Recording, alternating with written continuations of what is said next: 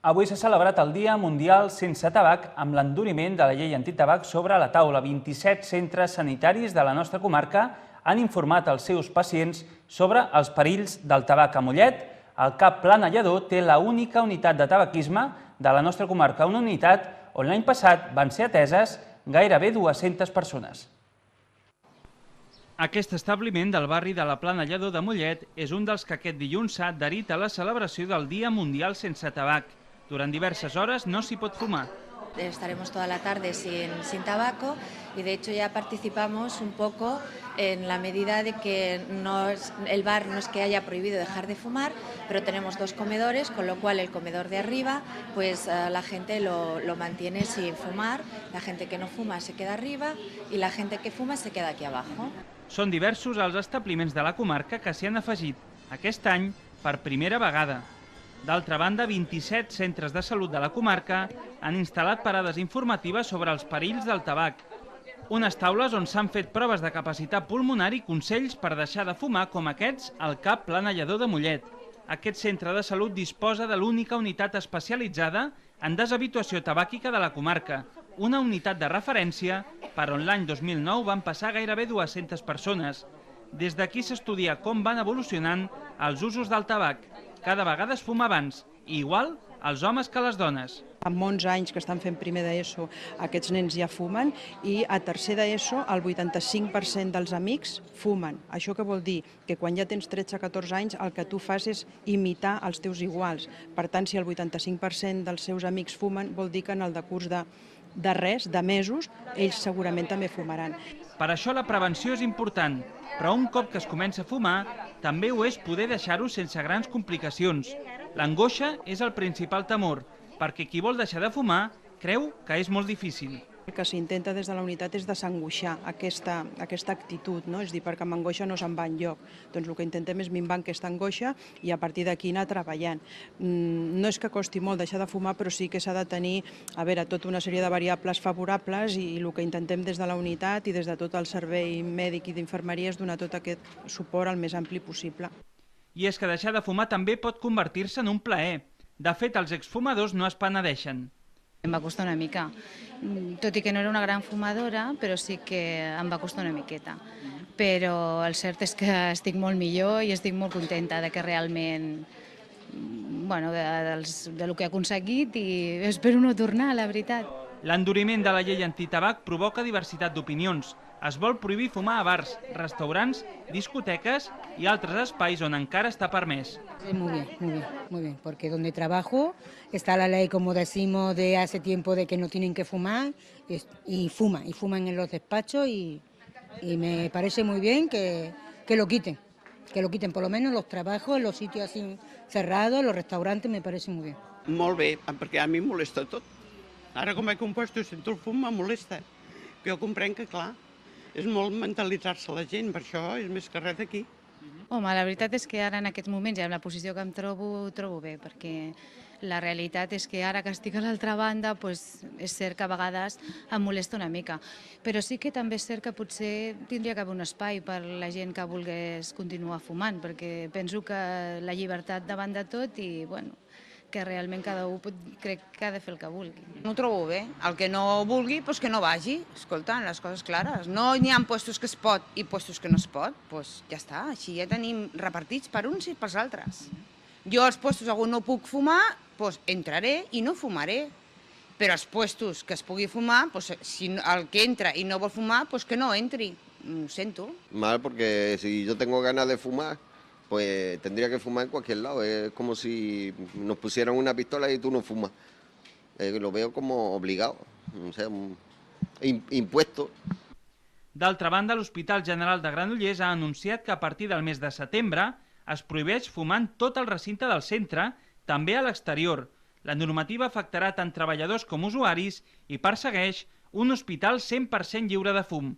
Alguns creuen que aquesta mesura va massa lluny. Potser una mica massa. El que passa que Que també és cert que la gent que fuma fora tindria que ser una mica més neta, però perquè està tot sempre ple d'orilles. Però a part d'això, ja dic que en el fons fumar o no fumar per mi és una decisió personal i tothom sap els efectes nocius que té el tabac. Perquè això ha existit tota la vida. I això el que fa és, que la gent ens enfrontem uns als altres. No n'hi ha puestos. Jo sempre ho dic, si hi ha un puesto per fumar i tu no vols entrar allà perquè fuma, no entris, te'n vas a un altre puesto. Deixa els que nosaltres fumem. Però d'altres, fins i tot fumadors, creuen que s'hauria d'anar més lluny encara. Sí, bueno, yo fumo desde hace 2 años solo, no he fumado nunca en mi vida y tendría que estar prohibido. Es muy adictivo, cuesta mucho de sacar y no se tendría ni que vender. La Generalitat ha centrat el Dia Mundial en promoure la salut a les dones. I és que, segons Salut, cada any moren 1.700 dones a Catalunya amb el tabac com a causa. El Baix Montseny ja té oficina de turisme. Sota el lema Bosc, Cuina i Patrimoni, Sant Celoni ha inaugurat aquest dissabte en el marc de la Fira d'Entitats la seva oficina de turisme amb la presència de salonins tan cèlebres com Santi Santamaria, Martí Boada i Carme Aymar. Sota la marca turística Sant Celoni, Bosc, Cuina i Patrimoni, el municipi ha inaugurat aquest dissabte la seva oficina de turisme, un equipament municipal que té l'objectiu de convertir-se en un espai de referència per les persones que visitin el municipi i el Baix Montseny i vulguin conèixer els seus recursos i productes turístics. Tota la gent que sovint passa per Sant Celoni, que va cap al nostre entorn, cap al Montseny o cap al Montnegre, que tingui un punt de referència, d'informació, per tal de poder gaudir de moltes altres coses que segurament quan passen no tenen oportunitat de conèixer. Elements patrimonials que tenim al municipi, prou importants, itineraris diversos, per tant el que volem és tenir un punt informatiu, turístic, per tal de desenvolupar aquest nou sector a Sant Celoni. L'Ajuntament ha promogut una marca turística que recull els 3 grans atractius del municipi. D'una banda, els boscos, i és que a Sant Celoni es troben 2 parcs naturals, el Montseny i el Montnegre. De l'altra, la cuina, amb Santi Santamaria com a màxim representant gastronòmic i el patrimoni, molt important però no massa conegut. Durant l'acte inaugural han estat convidats 3 personalitats representant cadascun d'aquests àmbits. La Carme Aymar, Patrimoni, l'especialista en ciències ambientals Martí Boada, Bosc, i Santi Santamaria, el saloní més internacional que es defineix a si mateix com un cuiner d'arrel, d'origen i de la memòria.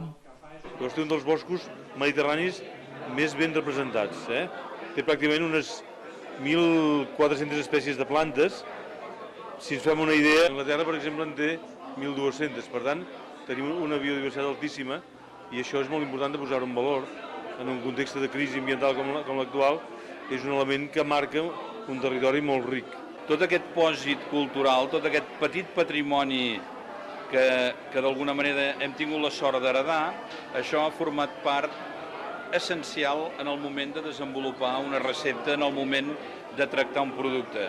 I us diré aquesta sensibilitat a la família, als pares, a partir de que d'alguna manera se m'ha ensenyat a reconèixer aquests valors, jo el que he intentat és anar-hi afegint tècniques, coneixements, modernitat, aconseguir fer d'aquella cuina d'abans una cosa viva avui, Un dels projectes amb els que ja estan treballant al municipi, juntament amb Martí Boades, és el Museu del Bosc de Catalunya. A hores d'ara, un preprojecte entès més enllà d'un ens local, entès com un museu de caràcter nacional i amb projecció europea. Amb la Universitat Autònoma, amb l'Ajuntament i amb Cosmocaixa. I vol això explicar la realitat del món forestal des d'una perspectiva no estrictament de la biologia, sinó de la química, de la física i també social i cultural. Una realitat social i cultural de Sant Celoni, però també de tot el conjunt del Baix Montseny, recollida en la nova oficina de turisme del municipi. Mentrestant, els carrers de Sant Celoni s'han omplert d'activitats i entitats que han celebrat la segona mostra d'entitats. Al carrer Major, des de la plaça de l'Església, passant per la plaça de la Vila i fins a la plaça d'en Nicola, i al carrer Sant Pere, s'han omplert d'estants de totes les associacions del municipi. Hi ha hagut espai per a tothom, des d'associacions d'immigrants com la de romanesos fins a associacions culturals com ara els geganters. També entitats esportives, polítiques o socials han trobat el seu espai als carrers de Sant Celoni.